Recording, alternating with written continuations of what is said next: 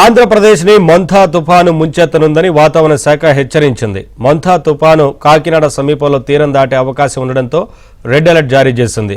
రేపటి నుంచి 4 రోజుల పాటు ఈ తుఫాను ప్రభావం ఉంటుందని ప్రజలంతా అప్రమత్తంగా ఉండాలని హెచ్చరించింది. దీంతో అప్రమత్తమైన ప్రభుత్వం అధికార యంత్రాంగానికి తగిన ఆదేశాలు జారీ చేసింది.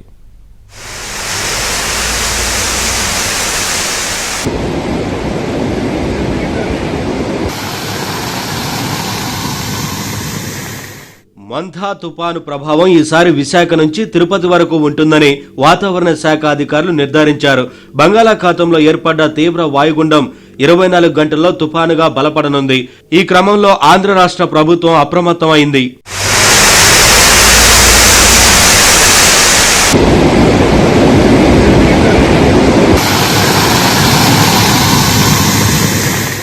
తుఫాను ప్రభావాన్ని సమర్థవంతంగా ఎదుర్కొనేందుకు ప్రభుత్వం యంత్రాంగాన్ని సన్నద్ధం చేశారు.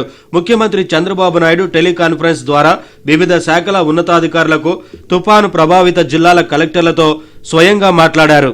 మంత్రులు తమ శాఖల అధికారులతో ఎప్పటికప్పుడు సమీక్షలు చేస్తూ అన్ని రకాల చర్యలు తీసుకోవాలని స్పష్టం చేశారు. ఒక్కో జిల్లాకు ₹1 కోటి అత్యవసరంగా ప్రకటించిన సీఎం చర్యలు తీసుకోవడంలో ఎక్కడా వెనకాడవద్దని కలెక్టర్లకు స్పష్టం చేశారు. ఆంధ్రప్రదేశ్లోని తీర ప్రాంత జిల్లాల్లో ఉన్న విద్యా సంస్థలకు ఈ నెల 27, 28, 29వ తేదీల్లో సెలవు ప్రకటించారు. దూర ప్రయాణాలు మానుకోవాలని, భారీ వర్షాలు కురవనున్న నేపథ్యంలో ఉత్తరాంధ్ర, కోస్తా, రాయలసీమ ప్రాంతాల్లోని అనేక జిల్లాల్లో అధికారులను అప్రమత్తం చేసి ముందస్తుగా తీసుకోవాల్సిన చర్యలపై దిశానిర్దేశం చేశారు. మరోవైపు డిప్యూటీ సీఎం పవన్ కళ్యాణ్ కాకినాడ, గోదావరి జిల్లాల అధికారులతో మాట్లాడారు. ఆ ప్రాంతంలో ఉన్న కలెక్టర్లు, ఇతర ఉన్నతాధికారులతో సమీక్షించి అవసరమైన చర్యలు తీసుకోవాలని సూచించారు.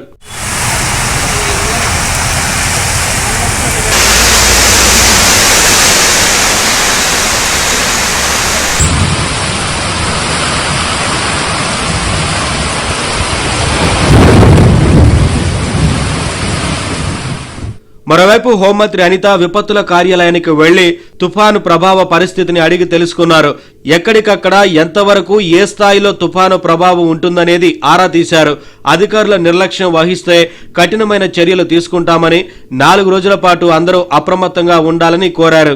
27th నుంచి కూడా కొంచెం ఎక్కువగా రైన్స్ మాక్సిమం పడడానికి ఆస్కారం ఉంది. ఓవరాల్ గా స్టేట్ మొత్తం కూడా రైన్స్ ఉంటాయి. ఎస్పెషల్లీ కోస్టల్ డిస్ట్రిక్ట్స్ ఏదైతే ఉన్నాయో, కోస్టల్ డిస్ట్రిక్ట్స్ అన్నిట్లోని కూడా దీని ఎఫెక్ట్ చాలా ఎక్కువగా ఉంటుంది.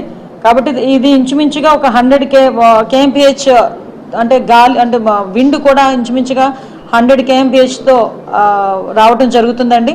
కాబట్టి దీన్ని కొంచెం తీవ్రంగానే పరిగణించి దీన్ని కొంచెం సీరియస్గానే తీసుకొని ఆ స్టేట్ గవర్నమెంట్ ఆల్ హెచ్ఓడీస్ కి కూడా ఇన్స్ట్రక్షన్స్ కూడా ఇవ్వడం జరిగింది. ప్రభుత్వ ఆదేశాలతో బాపట్లలోని సూర్యలంక సముద్ర తీరంలో పర్యాటకులను అనుమతించడం లేదు. తీరానికి వస్తున్న పర్యాటకులను వెనక్కి పంపించేస్తున్నారు పోలీసులు. బ్యారికేడ్లను అడ్డంగా పెట్టి అనుమతి లేదంటూ బోర్డులను ఏర్పాటు చేశారు. పర్యాటకులను అనుమతించకపోవడంతో తీరం నిర్మానుష్యంగా మారింది.